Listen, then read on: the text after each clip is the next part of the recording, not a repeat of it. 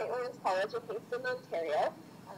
For the last 3 months, I've been working on a project from an independent studies class, and my topic is the new product development in the female MMA world. If you don't know me, I have been studying martial arts for the past 16 years of my life. I'm an amateur kickboxer. I've had 25 fights, and I've done a whole bunch of different karate tournaments over my life, plus wrestling tournaments as well, and I have mounted 37 gold medals and 14 silver medals and 3 bronze medals, and I was also a member of the Canadian kickboxing team. As a female athlete, I've traveled, and when I went to the Rocker World Championships in 2010, there was a lot of females that were there competing, but at the same time, when I got there, I had to drop another weight class because there wasn't anybody out of 64 countries that was in my weight division that I could fight. So at the same time, I almost think that A, is it the fact that I'm too small? B, is it the fact that there's not enough women out there that actually compete in this sport? Instead of focusing on the competing side of things for women in the ring, I turned around and looked at it, okay, from a fitness point of view. And I contacted across Canada. I found out that there are over 10,000 gyms across Canada between Good Life, YMCA, and Omega Fit. And they all have either a fitness boot camp class or a self-defense class that all implements kickboxing and boxing and a little bit of MMA into your fitness class. When I called the gyms across Canada, I didn't call all 10,000, I called 5 of them, and I just wanted to see what their fitness classes were like, what they need for the class, and also I wanted to know how many women were in it. 2 of them said that they actually had a wait list, and they were running at 100% capacity and had no room for additional women to join. And the other one stated that they're running anywhere between 75 and 85% capacity. So from this point of view, and I also asked them how many women in a class each time, and they said it's about 30 women that we can fit in at a time, and they're running classes 6 days a week. So from that standpoint, that's a lot of women. I don't know if it's the same 30 women going each time or not, but it would be interesting for me to dive a little deeper and touch on the fact a little bit about safety. Every time you go and throw a punch, all the bones in your hands and your wrist shift back and jam together. And another thing that a lot of people don't know is about glucosamine. So glucosamine is something that your body stops producing approximately around the age of 12.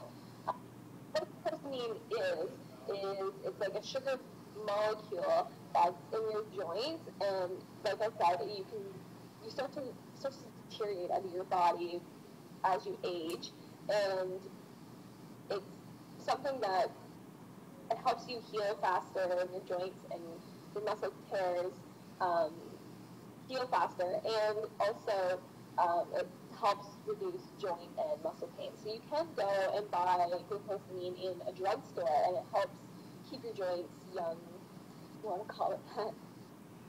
Depending on you from the point of view, and like I said before, every time you punch, the bones in your hand and your wrist will shift back together, and they jam together, and the glucosamine in your hand will deteriorate faster as well, because you're having such a high impact and you're doing it on such a repetitive time. But from the equipment point of view, if you have a glove that has various layers of padding that's going to fit your hand appropriately and be tight, it's going to reduce the energy leaks, and it's going to make you hit harder, and it's also, you're not going to feel it because it's the glove with all the various layers of padding is going to actually absorb the impact from it every time you throw the punch. So when I first started this project, and the reason why I wanted to do new product development in the female MMA market was because I thought growing up in this industry that there was no glove out there that would fit a female properly and protect them the same way that a glove would protect a male.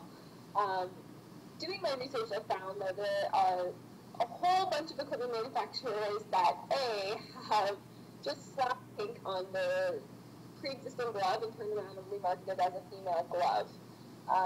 Not very many companies have actually sat down, looked at it from a safety point of view, and actually put reinforcements in the glove and also made the glove smaller so it's actually going to fit a female's hand appropriately. I have a chart that's going to go through, and it's all the equipment that women are wearing now. And in the chart, I selected the top 15 brands that women are wearing now, according to my survey that I conducted through fluidsurveys.com, by the way. And in the chart, it shows, like I said, the top 15, and all the pink bars are the manufacturers who have female equipment now. They have a marketed female line of equipment.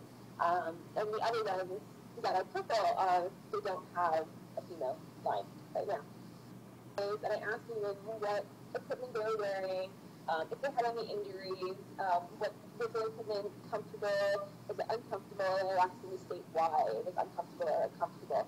And a thing that I found was, even though the top four, which are Hayes in ranking, was Hayes top 10, Rival, and Everlast. They were the top four equipment manufacturers that women were buying, and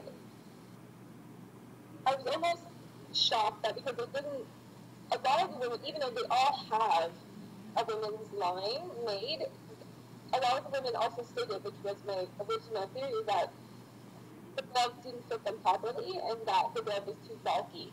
But it also comes down to the fact that I want to know whether, in fact, are they wearing the female line or are they wearing the male line? Did someone say that these are wrong gloves? There's so many questions that still need to be answered in this report that I'm doing.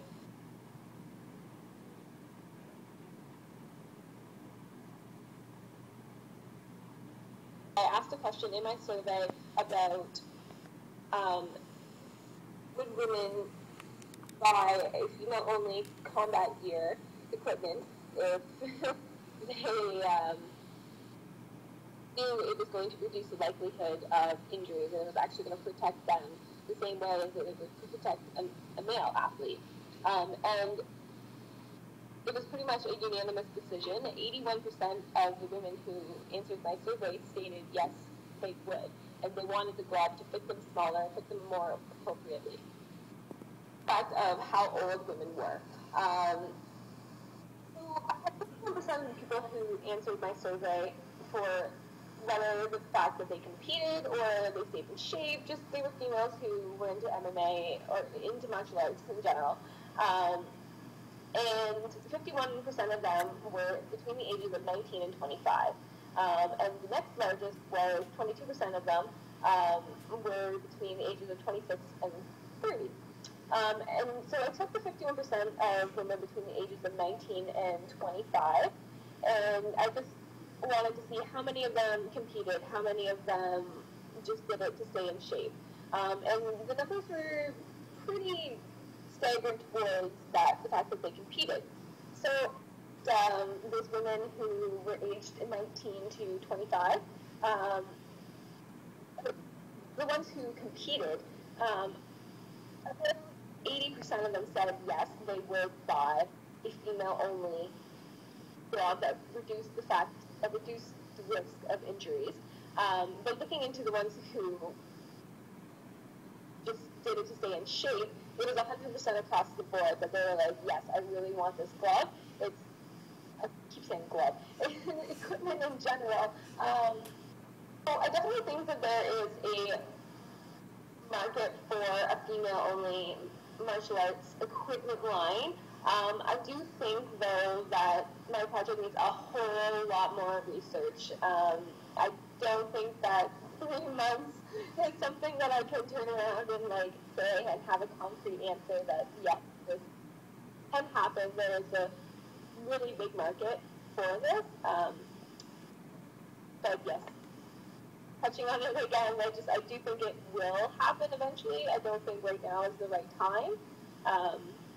But I don't see the kind of women that are climbing in the ring reducing anytime soon, and I just see it growing and growing and growing. And martial arts is the fastest growing industry in the last 5 years. So